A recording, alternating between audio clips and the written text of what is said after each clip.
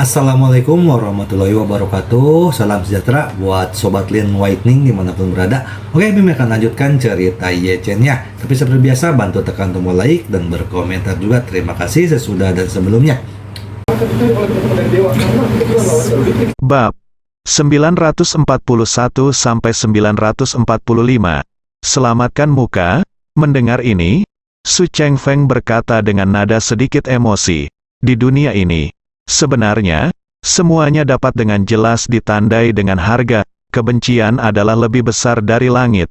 Maka jika Anda memberinya 100 juta, 10 miliar atau bahkan 10 miliar, 100 miliar, akan selalu ada harga yang dapat membuatnya terkesan.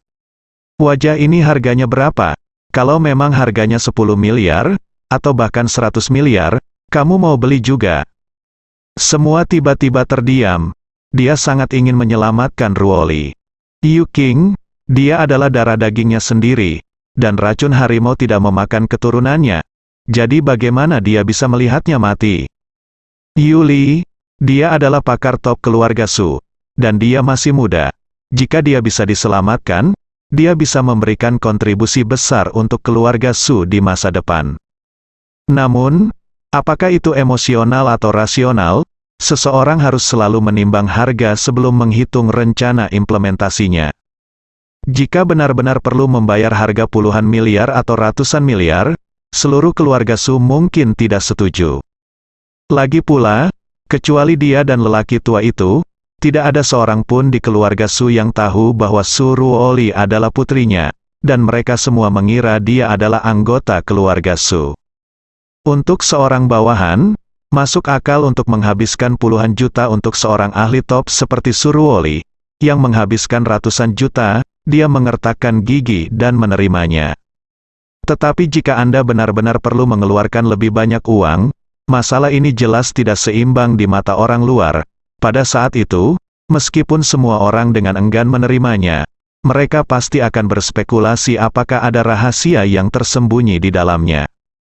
Melihat dia terdiam, Su Chengfeng menghiburnya dan berkata, "Shou Dao, Ruoli adalah darah dan daging keluarga Su, putrimu, dan cucuku, tentu saja, aku juga berharap dia aman, tetapi dalam bisnis, Anda harus mempertimbangkan pro dan kontra dalam segala hal, dan pro lebih besar daripada pro.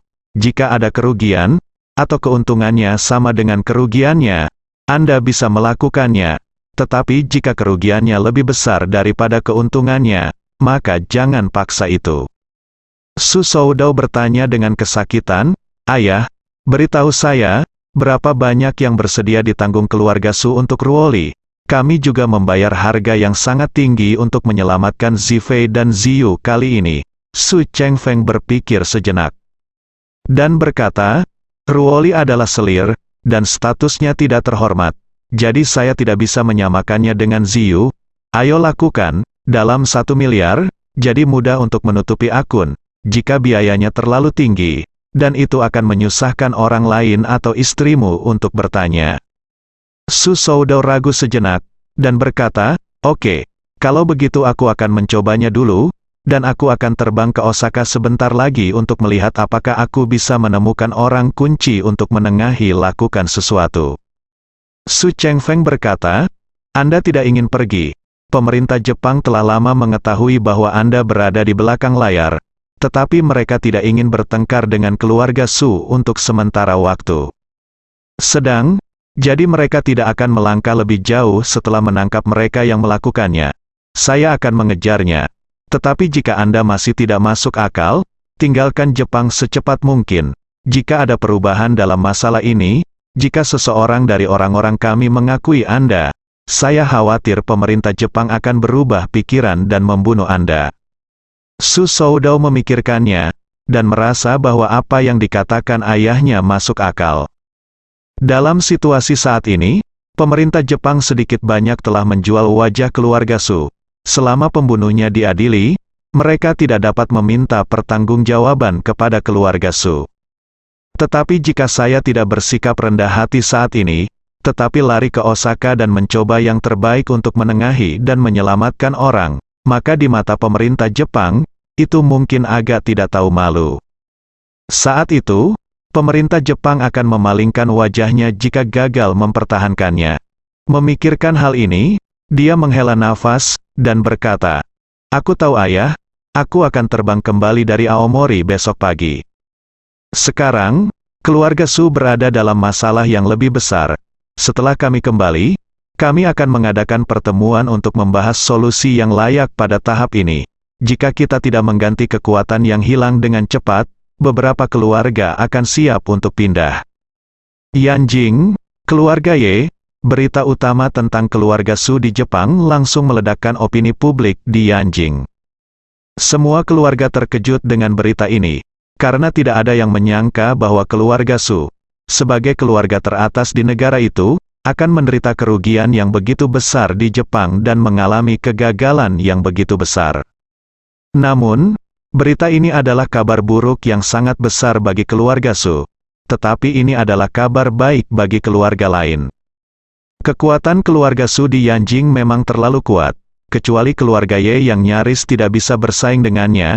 Jarak antara keluarga lain dan dia bisa digambarkan sebagai langit dan bumi. Sekarang kekuatan keluarga Su telah rusak parah. Jarak dengan keluarga Su secara alami menyempit untuk keluarga lain. Jadi semua orang secara alami senang melihat lelucon keluarga Su. Di antara mereka, keluarga Ye tentu saja yang paling bersemangat, bukan salah satunya. Ye Zongquan dengan bersemangat mondar-mandir di ruang tamu villa, menggumamkan sesuatu di mulutnya. Tuan keluarga Su selalu menjadi kekhawatiran di hatiku, terutama Su Ruoli, yang muda, kuat, dan menakutkan, dan kemampuannya untuk melakukan sesuatu tidak baik, sangat kuat, dan eksekusinya sangat tinggi. Itu selalu menjadi duri di sisi saya dan duri di daging saya. Saya tidak menyangka semuanya akan ada di Jepang kali ini. Itu hebat. Iya, Ye Changkong di samping juga penuh kegembiraan. Keluarga Su benar-benar sangat menderita kali ini. Master teratas diambil alih oleh Jepang. Untuk waktu yang lama, mereka harus berperilaku dengan ekor di antara mereka, kaki. Ye Zongquan mengangguk dan bertanya kepadanya, bagaimana Xiao Feng berbicara dengan Ito Yuhiko? Ye Changkong mengangkat bahu. Xiao Feng bertemu dengan Ito Yuhiko di rumah sakit. Tapi Ito Yuhiko sepertinya tidak tertarik untuk melanjutkan bisnis ini pada tahap ini. Jadi dia sepertinya tidak terlalu tertarik. Ye Zongquan berkata, itu juga bisa dimengerti. Lagi pula, kehilangan kedua kaki. Bahkan orang biasa pun mungkin tidak dapat menerima hal semacam ini, belum lagi dapat dimengerti jika orang kaya top Jepang seperti Ito Yuhiko menjadi depresi karena suatu periode waktu. Ye Changkong bertanya lagi, kalau begitu, haruskah saya membiarkan Xiao Feng kembali, atau membiarkan dia tinggal di Tokyo untuk melihat? Ye Zongquan berpikir sejenak, dan berkata, ayo tinggal di Tokyo dulu, lalu pergi menemui Ito Yuhiko dalam 2 hari, mungkin sikapnya akan mengendur, dan masih ada beberapa hari sebelum tahun baru Imlek, biarkan Xiao Feng tinggal di Tokyo sampai hari kedua bulan ke-12 lunar, kembalilah pada pukul 19. Bagus, Ye Changkong mengangguk dan berkata, Changmin akan pergi ke Jinling besok pagi. Jika Chener bersedia kembali untuk tahun baru, itu bagus sekali. Ye Changkong mencibir, dan bergema dengan santai, bagus jika Chener bersedia untuk kembali. Tetapi jika kamu tidak mau, kami tidak dapat memaksa. Ye Zongquan berkata dengan sangat serius. Keluarga Ye tidak dihitung sebagai anggota keluarga, Xing Wang. Jika Chener bersedia untuk kembali, dia tidak hanya dapat membantu keluarga Ye, tetapi dia juga dapat mengunci kita dalam pasangan nikah terlebih dahulu. Saya berani tidak mengatakan bahwa dia pasti akan dapat menangani Su Ziyu dari keluarga Su. Tetapi setidaknya Gu Qiuyi dari keluarga Gu mudah dijangkau ya. Menikah dengan keluarga Gu juga bagus. Setidaknya keduanya bisa bersatu untuk membuat kewalahan keluarga Su. Pesawat yang ditumpangi Ye Chen mendarat dengan selamat di Bandara Jinling sekitar pukul 10 malam itu. Untuk mengejutkan Xiao Churan, Ye Chen tidak memberitahunya bahwa dia akan kembali malam ini. Chen Zekai telah mengatur konvoi untuk menjemputnya dari pesawat, jadi ketika semua orang turun dari pesawat, mereka membawa beberapa mobil dan pulang secara terpisah. Hongwu dan Wei Liang pergi secara terpisah, dan Chen Zekai menawarkan untuk mengantar Ye Chen kembali ke Tangchen Yipin sendirian, dan Ye Chen tentu saja tidak menolak. Setelah masuk ke mobil, Chen Zekai tersenyum dan berkata kepada Ye Chen sambil mengemudi, "Tuan, kali ini kami membuat keluarga Su sengsara. Jika keluarga Su tahu saya khawatir saya akan bertarung dengan kami." "Tidak masalah," Ye Chen berkata sambil tersenyum, "keluarga Su tidak dapat melindungi diri mereka sendiri sekarang. Mereka telah kehilangan begitu banyak orang. Aku khawatir mereka tidak akan bisa pulih dalam beberapa tahun. Dia pasti terlalu sibuk untuk mengurus dirinya sendiri." "Itu benar." Chen Zekai menghela napas. "Su Ruoli, yang dibicarakan semua orang di Yanjing, sebenarnya termasuk olehmu. Keluarga Su benar-benar menderita kerugian besar kali ini." "Su Ruoli?" Ye Chen mengerutkan kening dan bertanya, "Siapa Su Ruoli?" Chen Zekai berkata, "Wanita yang kamu sapa di pesawat dia adalah Su Ruoli. Keluarga Su adalah yang paling kuat saat ini." "Oh," Ye Chen bertanya dengan rasa ingin tahu, "apakah dia keturunan keluarga Su?" "Tidak," Chen Zekai berkata, "kebetulan Su. Dia datang ke keluarga Su pada usia 18 tahun. Baru 3 tahun sejak saya efektif. Tetapi dalam 3 tahun ini, ada banyak keributan, dan kekuatan saya benar-benar tidak boleh diremehkan." Ye Chen mengangguk ringan, dan berkata sambil tersenyum, "Sayangnya, saya tidak memiliki kesempatan untuk bersaing dengannya. Itu saja." Chen Zekai tertawa. "Tuan, dia hanya seorang ahli di antara orang biasa. Bagaimana dia bisa dibandingkan denganmu? Jika kamu mengatakan sesuatu dengan santai, menurutku gadis Su Ruoli itu akan berubah menjadi abu." Ye Chen berkata dengan acuh tak acuh, "Kamu tidak bisa terlalu sering menggunakan hal-hal seperti Thunderbolt. Di masa depan, jika kamu memiliki kesempatan, aku masih berharap untuk bersaing dengan master seni bela diri yang sebenarnya." Chen Zekai berkata, "Pada dasarnya semua master seni bela diri di negara ada di Yanjing. Beberapa dari mereka melayani Yamen, dan beberapa melayani keluarga teratas." Ye Chen sedikit tersenyum dan berkata, "Jika Anda memiliki kesempatan, Anda dapat pergi ke Yanjing lagi." Saat dia berbicara, Chen ponsel Zekai berdering tiba-tiba. Ponselnya telah diletakkan di dudukan ponsel di dalam mobil. Dia melihat ke bawah dan berseru, "Tuan, bibimu yang menelepon." "Bibiku." Ye Chen mengernyit. Gambar seorang wanita muda muncul di pikirannya. Dia memiliki kesan tentang bibinya. Ye Changmin 2 tahun lebih muda dari ayahnya, dan hubungannya dengan ayahnya tidak dianggap dekat sebelumnya, dan tentu saja dia tidak terlalu dekat dengan keluarga 3 orang itu. Dalam ingatannya, bibinya adalah wanita yang agak sombong, karena mengira pamannya adalah anak sulung. Bibinya sudah sangat dekat dengannya sejak dia masih kecil. Selain itu, karena paman dan ayah tidak akur, bibi berdiri di kemah paman, dan biasa mencoba yang terbaik untuk membantu paman mengejar ayahnya, yang juga membuat Ye Chen semakin menyebalkan. Chen Zekai juga sedikit bingung saat ini, dan berkata, "Saya tidak memiliki kontak dengan bibimu. Saya tidak tahu mengapa dia menelepon saya tiba-tiba. Saya akan menjawabnya terlebih dahulu." "Oke," Ye Chen menginstruksikan, "jangan ungkapkan apapun yang berhubungan denganku." "Pesan, baiklah, Tuan Muda," kata Chen Zekai, mengulurkan tangan dan menekan tombol jawab. Segera setelah panggilan telepon dilakukan, dia berkata dengan hormat, "Hai, Nona." Chen Zekai adalah pelayan dari keluarga Ye, dan para pelayan memanggil keluarga majikan, kecuali lelaki tua itu, Ye Changkong, Ye Changnying, dan Ye Changmin, Tuan dan Nona. Adapun generasi Ye Chen, mereka biasanya memanggilnya Tuan Muda dan Nona Muda. Di telepon, Ye Changmin berkata dengan nada merendahkan, "Xiao Chen, apakah kamu baru-baru ini berada di Jinling?" Chen Zekai buru-buru berkata dengan hormat, "Kembali ke Nona, aku di Jinling." Ye Changmin bersenandung dan berkata, "Berikan saya kamar presidensial di Hotel Jinling Shangri-La besok, dan kemudian mengatur konvoi untuk menjemput Anda di bandara. saya akan terbang ke sana di pagi hari. Ye Changmin biasanya bepergian dengan pesawat pribadi, jadi tidak ada keberangkatan khusus waktu sama sekali. Bangun pagi, pergi lebih awal, bangun terlambat, pergi terlambat.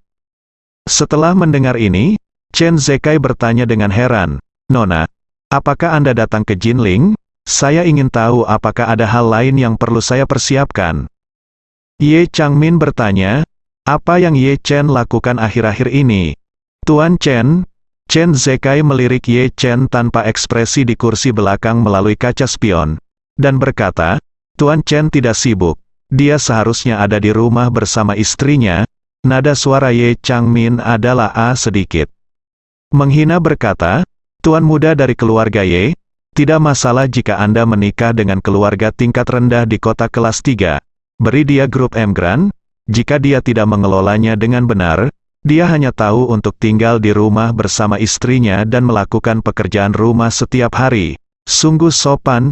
Chen Zekai merasa malu. "Saya tidak bisa berhenti.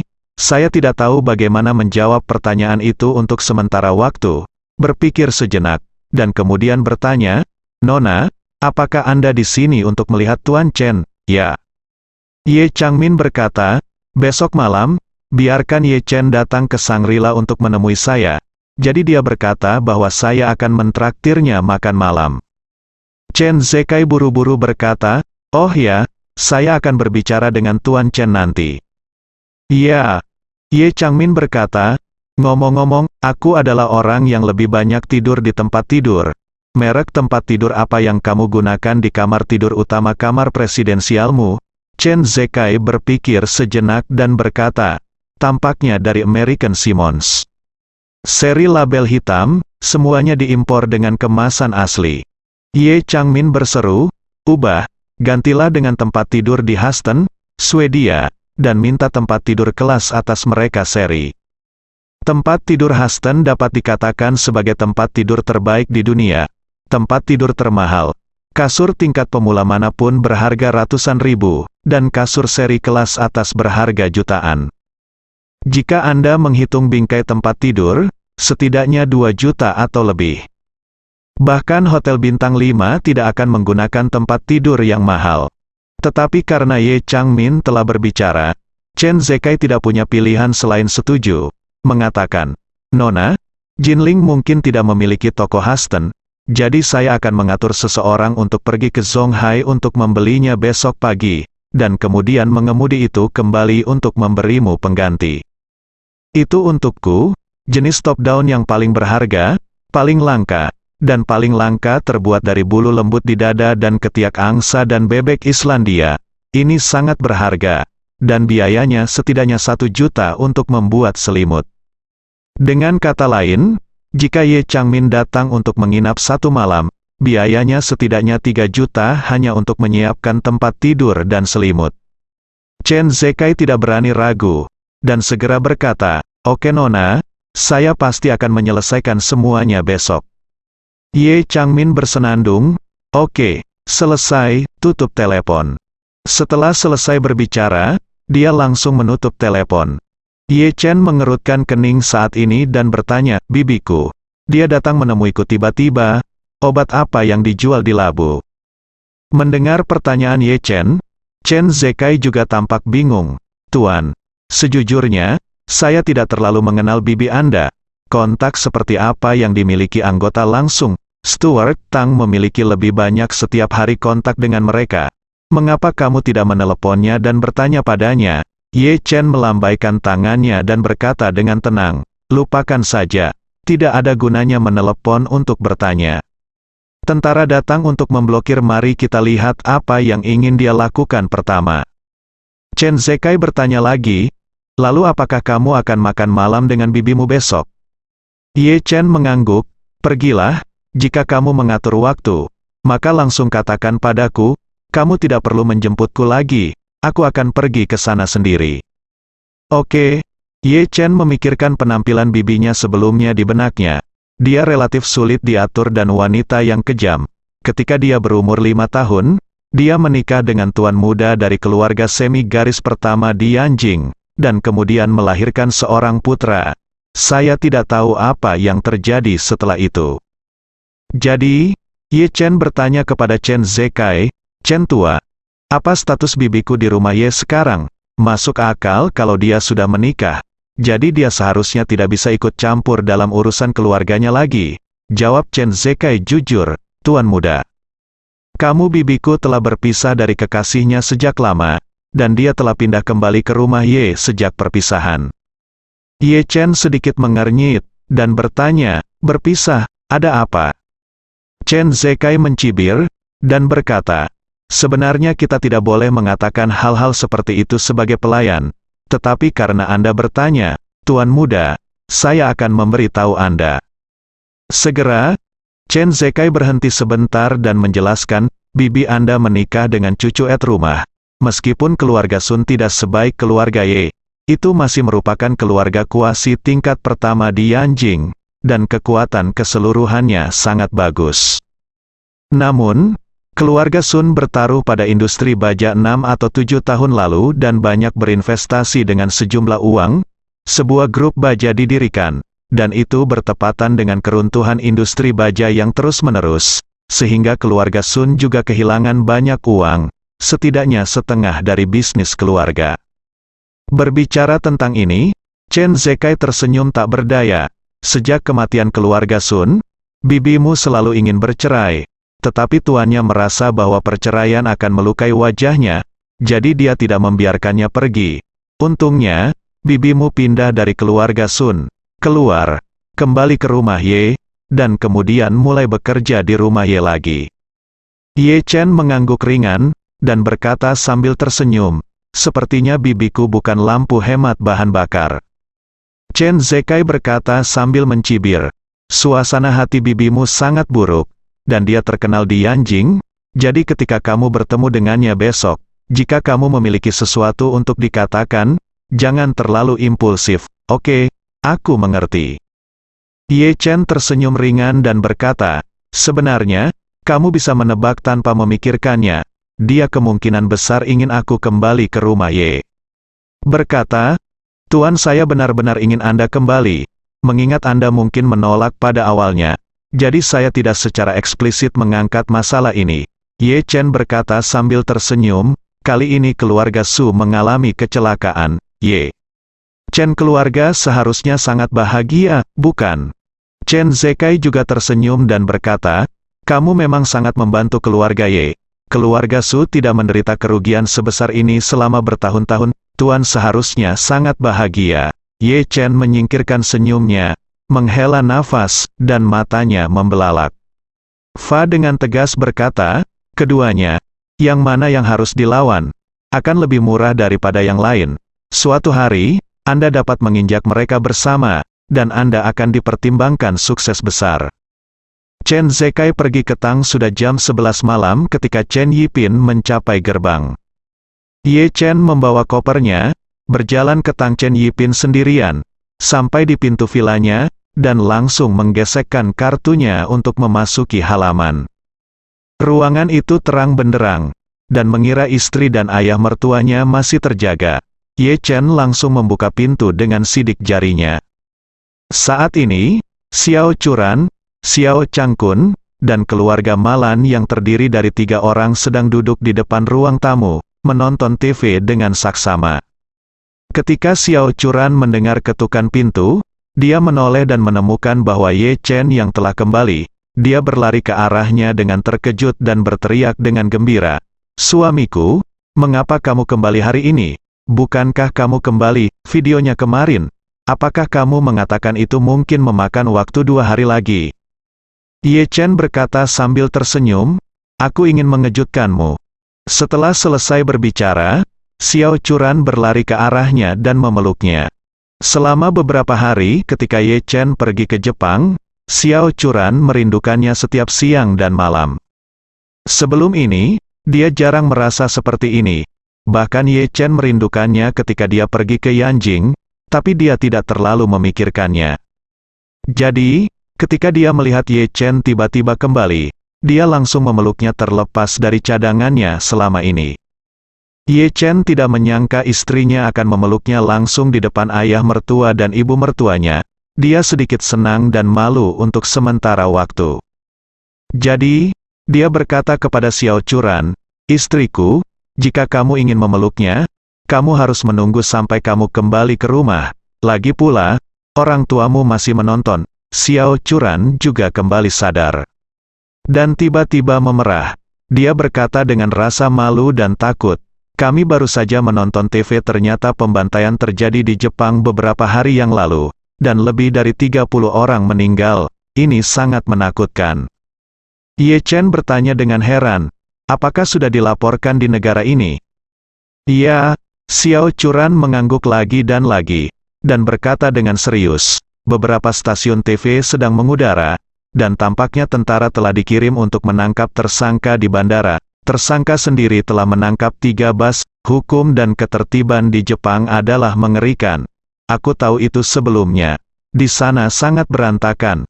Aku tidak bisa membiarkanmu pergi apapun yang terjadi." Ye Chen tersenyum dan berkata, "Saya tidak tahu ada kekacauan di sana. Tapi itu pasti kecelakaan. Saat ini, Ma." Lan sudah berlari dengan gembira, dan berkata dengan penuh semangat, "Oh, menantuku yang baik, kamu akhirnya kembali. Anda tidak tahu betapa ibu merindukan Anda ketika Anda pergi ke Jepang akhir-akhir ini." Xiao Changkun segera membongkar panggung, bersenandung, "Kamu tidak merindukan Ye Chen. Kamu merindukan apa yang dia bawakan untukmu." Ma Lan segera memelototi Xiao Changkun, dan mengutuk Xiao Changkun, "Berhenti kentut, apa yang wanita tua itu katakan adalah dari lubuk hatiku. Bahkan jika menantu laki-lakiku yang baik tidak membawakanku apa-apa, aku masih merindukannya." Setelah Ma Lan selesai bersumpah, dia segera menoleh untuk melihat Ye Chen, dan bertanya sambil tersenyum, "Menantu yang baik, apakah kamu membawa hadiah untuk ibu ketika kamu kembali kali ini?" Ye Chen mengangguk, "Aku membawanya, aku membawa semuanya." Saat dia berbicara, dia mengeluarkan hadiah yang telah dia beli.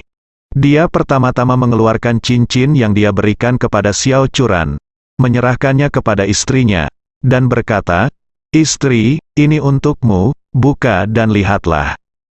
Xiao Churan bertanya dengan heran, "Ada apa?" Ye Chen tersenyum dan berkata, "Kamu akan tahu setelah membongkar dan melihatnya." Ma Lan di samping juga buru-buru mendesak, "Churan, kamu harus segera membongkarnya, dan biarkan ibu membuka matanya untuk melihat hadiah apa yang telah disiapkan menantu yang baik untukmu." Melihat Ma Lan sudah penuh dengan tidak sabar, Ye Chen meletakkan koper di tanah dan bersiap untuk membukanya. Ma Lan di samping tidak bisa menahan diri lagi, berjongkok dan berkata dengan patuh, "Oh, menantu yang baik, bagaimana kamu bisa menyusahkan diri sendiri dengan hal seperti itu? Ibu akan membantumu." Ye Chen tersenyum tak berdaya. Dan tidak ada keberatan. Ma Lan membuka kotak itu dan melihat tas bos besar di atasnya. Dia tidak bisa menahan diri untuk berkata, "Hei, bos, ini seharusnya pakaian pria, kan?" Ye Chen mengangguk dan berkata, "Ini tas yang kupilih untuk ayah. Bukankah dia direktur eksekutif Asosiasi Kaligrafi dan Lukisan sekarang? Dia selalu memiliki kegiatan sosial atau semacamnya, dan dia juga seorang pemimpin. Ayah selalu ingin membeli jas yang bisa dipakai untuk minum teh, tapi dia enggan membelinya. Tapi aku tidak menyangka kamu melakukannya untuk ayah. Terima kasih banyak, ayah." Ma Lan melengkungkan bibirnya dan membongkar jas itu dengan jijik. Kaki Xiao Changkun, dan berkata dengan nada menghina, "Kamu orang tua pantas memakai setelan yang begitu bagus. Kamu bahkan tidak melihat wajah tuamu. Apakah kamu pantas mendapatkannya?" Xiao Changkun berkata dengan marah, "Mengapa aku tidak pantas mendapatkannya? Saya Xiao tua berusia awal 50-an dan belum bertambah berat. Tidak seperti Anda, sosoknya sudah lama tidak berbentuk." "Apa katamu?" Marah. Dia berseru dan mengutuk, "Beraninya kamu mengatakan bahwa sosok ibuku tidak berbentuk? Bukankah dia lelah dan bengkok?" Xiao Changkun dengan cepat menciutkan lehernya, dan berkata dengan kesal, "Aku hanya bercanda." Malan dia menatapnya dengan tajam, dan kemudian berkata kepada Ye Chen, "Menantu yang baik, setelan bos seperti apa yang kamu beli untuknya? Itu hanya barang lama seperti dia." Cukup baginya untuk memakai setelan palsu. Saya pikir Anda memberinya setelan jas terakhir kali. Rolex palsu yang Anda temukan tidak buruk. Itu cukup baik untuk orang tua jahat seperti dia, kata Ye Chen. Dengan senyum, Bu, setelan ayah tidak punya banyak uang. Sudah didiskon, dan hadiah yang kubelikan untukmu lebih mahal dari ini terlalu banyak. Ketika Malan mendengar ini, dia langsung tersenyum dan berkata dengan gembira, benarkah, aduh, menantuku yang baik masih mencintaiku? Hadiah apa yang kamu beli untuk ibu? Tunjukkan pada ibu. Dia mengeluarkan 2 kotak Tiffany. Dan menyerahkan salah satu yang sedikit lebih besar ke Malan. Bu, ini untukmu. Malan melihat logo Tiffany di bungkusan itu, dan langsung menari dengan semangat, oh, Tiffany, ini merek terkenal internasional. Setelah itu, dia membuka kotak perhiasan Tiffany yang sangat indah, dan ketika dia membuka matanya, dia menemukan gelang emas bertatahkan berlian tergeletak di dalamnya, dan dia menari dengan terkejut. Ya Tuhan, aku tahu gelang ini dijual ratusan ribu di dalam negeri, tentunya tidak murah untuk membeli di Jepang, Ye Chen berkata sambil tersenyum, selama ibu menyukainya, tidak masalah. Jika kamu punya lebih banyak uang atau lebih sedikit. Tersenyum, mengapa kamu tidak mengatakan menantu saya adalah yang terbaik? Lihat apa yang saya katakan, dan ibu saya panik ketika mendengarnya. Setelah selesai berbicara, dia cepat-cepat meletakkan gelang di tangannya, dan melihatnya dengan hati-hati dari berbagai sudut di bawah cahaya. Sementara mengamati, saya kagum, barang-barang Tiffany ini dibuat dengan baik, pengerjaannya sangat indah, dan tidak ada kesalahan sama sekali. Memakainya di tangan saya sangat cocok dengan temperamenku. Meskipun Xiao Changkun diam-diam melengkungkan bibirnya. Tapi dia tidak berani mengatakan apapun yang menyindir. Ye Chen mengeluarkan kotak hadiah lain yang lebih kecil dari kotak saat ini, dan menyerahkannya kepada istrinya Xiao Churan. Sayang, aku membeli ini untukmu, buka dan lihat apakah kamu menyukainya. Xiao Churan berkata dengan heran, aku juga membelinya untukku, suamiku. Tidak mudah bagimu untuk menghasilkan uang.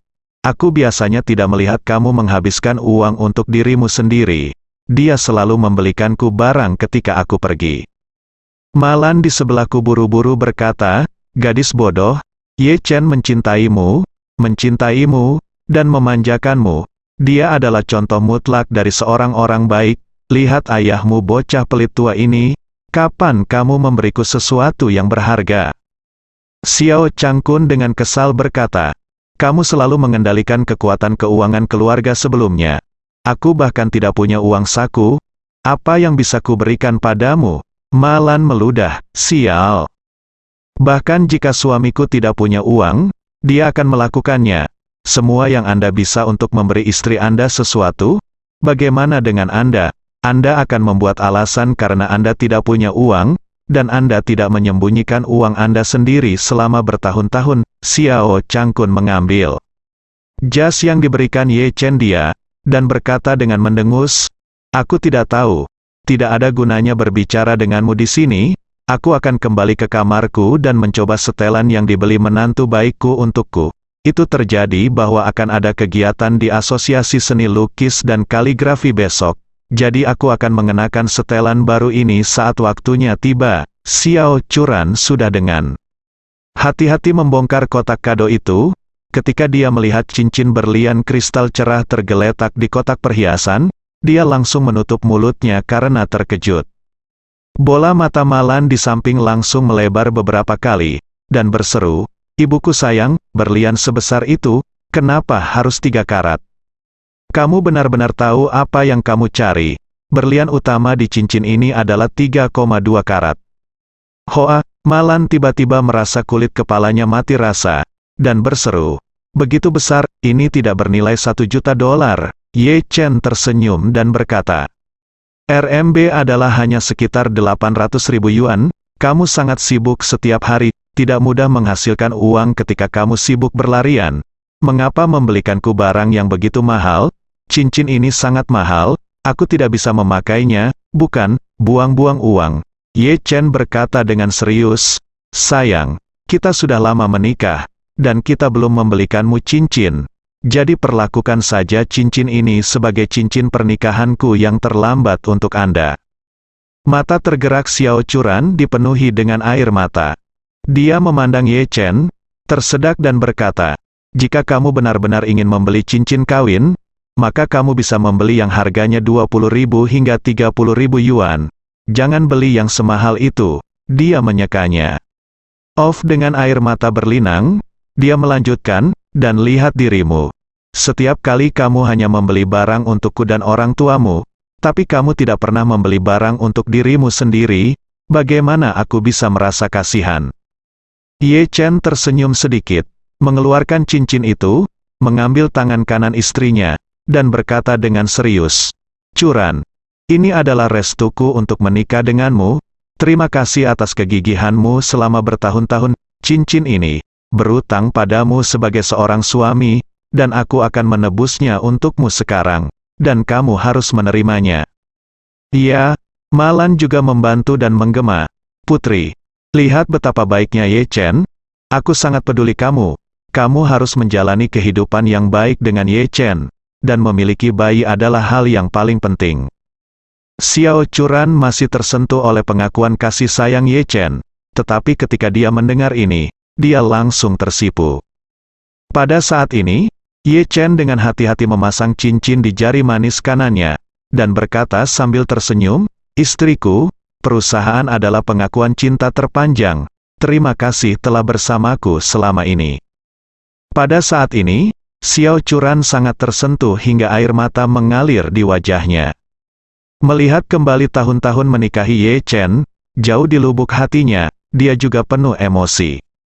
Saat itu, kakek bersikeras membiarkan dia menikahi Ye Chen, tetapi dia tidak mengerti, dan seluruh keluarga sangat menentangnya, tetapi kakek masih menggunakan keagungannya untuk membuat dirinya berkompromi. Namun, kawin paksa memberinya pemahaman yang salah tentang pernikahan sejak awal. Setelah menikahi Ye Chen, dia menganggap pernikahan sebagai mengikuti permintaan kakeknya dan menjadi istri Ye Chen. Keduanya hanya hidup bersama sebagai pasangan, tidak masalah apakah mereka cocok atau tidak, dan tidak masalah apakah mereka menyukainya atau tidak. Oleh karena itu, keduanya sudah lama memperlakukan satu sama lain seperti tamu. Meski namanya suami istri, sebenarnya mereka hanyalah orang asing yang tinggal di bawah satu atap.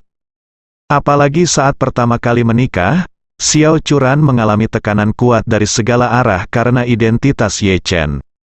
Pada saat itu, semua orang ada di telinganya, memberitahunya tanpa henti, Ye Chen adalah pemborosan, bajingan, sampah, dia seharusnya tidak bersama Ye Chen, dia harus segera menceraikan Ye Chen. Tetapi baginya pada saat itu, karena dia memilih untuk menikah dengannya, tidak peduli apakah dia sukarela atau tidak, dia tidak ingin menempuh jalan perceraian. Lagi pula, Ye Chen tidak pernah melewatkan apapun. Belakangan, dalam kehidupan pernikahannya dengan Ye Chen, dia secara bertahap melihat titik terang pada Ye Chen, dan secara bertahap mulai menyukai dia. Namun, dia tidak pernah mengerti perasaan seperti apa itu suka dan cinta. Bagaimanapun, Xiao Churan tidak pernah jatuh cinta, dan dia relatif cuek dan bodoh tentang masalah emosional, sehingga mereka berdua hidup dalam keadaan linglung sampai hari ini. Tapi sekarang, menghadapi pengakuan kasih sayang Ye Chen, dia tiba-tiba merasakan detak jantung yang sangat cepat di hatinya, yang membuatnya sesak napas dan pusing. Tentu saja, itu juga membuatnya menangis. Melihat adegan ini, Malan sangat senang dari lubuk hatinya. Sekarang dia benar-benar merasa bahwa Ye Chen memang menantu yang baik yang bisa bertahan dalam ujian. Meskipun generasi kedua yang kaya yang menyukai Xiao Churan di masa lalu sangat menyanjung diri mereka sendiri, hampir tidak ada dari mereka yang benar-benar dapat melakukan apa yang Ye Chen lakukan. Melihat kembali ke masa lalu, bagaimana saya memperlakukan Ye Chen dan sangat menghina Ye Chen. Ye Chen masih menunjukkan rasa hormat menantu laki-lakinya kepada ibu mertuanya, dan selalu menyebut dirinya seorang ibu. Lihat, Ye Chen adalah pemuda baik yang membalas kebenciannya dengan kebajikan. Terlebih lagi, saya telah berulang kali mengalami bencana, dan pada akhirnya, Ye Chen membantu saya menyelesaikannya, dan bahkan menyelamatkan hidup saya lebih dari sekali. Ini adalah contoh klasik membalas kebencian dengan kebaikan. Yang paling penting adalah Ye Chen akhirnya berjanji sekarang. Sebuah villa kelas 1 Thomson lebih dari 100 juta yuan dan 2 mobil BMW semuanya diperoleh oleh Ye Chen. Setiap kali dia keluar untuk menunjukkan Feng Shui kepada orang lain, dia akan membeli sendiri banyak hadiah mahal. Sejujurnya, menantu seperti itu sulit ditemukan bahkan dengan lentera. Apalagi dia sangat baik dan perhatian kepada putrinya, yang bahkan lebih jarang lagi. Jadi, dia buru-buru berkata kepada Xiao Churan, "Churan, Ye Chen pasti lelah setelah terbang pulang sangat larut, kalian berdua harus kembali ke kamar, mandi bersama dan tidur lebih awal." Dia terkejut, wajahnya langsung memerah, dan dia berkata dengan bingung, "Bu, kamu, apa yang kamu bicarakan? Kenapa kamu mandi bersama?" Malan berkata dengan sungguh-sungguh, "Bukankah, tidakkah normal bagi pasangan untuk mandi bersama? Kebetulan ada bak mandi mewah di kamar mandi di villa besar kami. Bak mandinya cocok untuk 2 orang, dan Anda juga bisa menyekap punggung Ye Chen atau semacamnya. Bagus sekali." Xiao Churan sangat malu hingga dia ingin menerobos celah di tanah dan masuk. Meski kini berusia 20-an, nyatanya ia masih gadis kecil yang belum pernah menjalin hubungan serius. Malan tiba-tiba memintanya untuk mandi dengan Ye Chen, dan bahkan memintanya untuk menyekap punggung Ye Chen. Dia tidak bisa beradaptasi sekaligus, dan merasa malu dan malu. Ye Chen tahu bahwa istrinya adalah wanita yang pemalu, dan dia tidak memiliki pengalaman di bidang itu. Jadi bagaimana dia bisa menahan godaan Malan seperti ini? Jadi dia buru-buru berkata, "Bu, Churan berkulit tipis, jadi jangan mengolok-oloknya." Malan berkata sambil tersenyum, "Churan, apakah kamu mengerti, Ye Chen lebih memikirkanmu." Saat dia berbicara, dia menggeliat malas, dia berkata, "Aku tidak akan mengobrol denganmu lagi. Aku harus kembali ke kamar untuk mengambil foto gelangku yang bagus. Kalian harus tidur lebih awal." Sama seperti dia berbicara, Xiao Changkun keluar dari lift dengan mengenakan setelan bos yang baru. Begitu dia melihat mereka bertiga, dia berjalan mengitari lift dengan ekspresi bangga di wajahnya, dan berkata sambil tersenyum, "Lihat, Xiao tuaku masih memiliki sedikit alas bedak. Setelan ini hampir dibuat khusus. Anda hanya mengatakan bahwa sosok saya adalah jarang di dunia untuk tidak menambah berat badan di usia 50-an, sangat bagus tidak seperti seseorang di usia 50-an. Namun, Ye Chen tahu betul bahwa Xiao Changkun, ayah mertuanya, sebenarnya adalah orang yang malas, dan dia tidak banyak berolahraga. Alasan mengapa dia bisa mempertahankan sosok yang begitu baik adalah karena dia disiksa oleh Malan selama bertahun-tahun. Meskipun Malan saat ini telah menahan banyak hal, Malan di masa lalu hanyalah iblis wanita. Siapapun yang mendapatkan istri seperti ini akan sangat sedih sampai mati. Dia bosan dan bosan setiap hari, kemungkinan besar. Jadi, Ye Chen memuji, "Ayah, kamu terlihat seperti berumur 40 tahun dengan gaun seperti itu. Kamu benar-benar terlihat bagus, ya, hehehe." Xiao Changkun tersenyum penuh kemenangan dan berkata, "Kami Xiao tua ada di belakang universitas lalu, dan dia juga seorang gadis sekolah yang terkenal, tidak lebih buruk dari daging segar kecil itu sekarang." Xiao Churan menggelengkan kepalanya tanpa daya, "Ayah, kapan kamu bisa lebih rendah hati? Jika kamu mengatakan hal seperti itu, orang akan menertawakanmu." Xiao Changkun melengkungkan bibirnya dan berkata, "Apa yang kamu takutkan? Ayahmu dan aku akan berada di antara orang tua, itu pasti salah satu yang terbaik, untuk menggunakan idiom untuk menggambarkannya, kalau begitu menonjol dari keramaian." Melihat Xiao Changkun yang muda dan tampan, Malan merasa sangat tidak nyaman. Dia tidak dapat menahan diri untuk berpikir, Xiao Changkun adalah anjing yang luar biasa. Benar-benar terlihat seperti itu ketika kamu membersihkannya.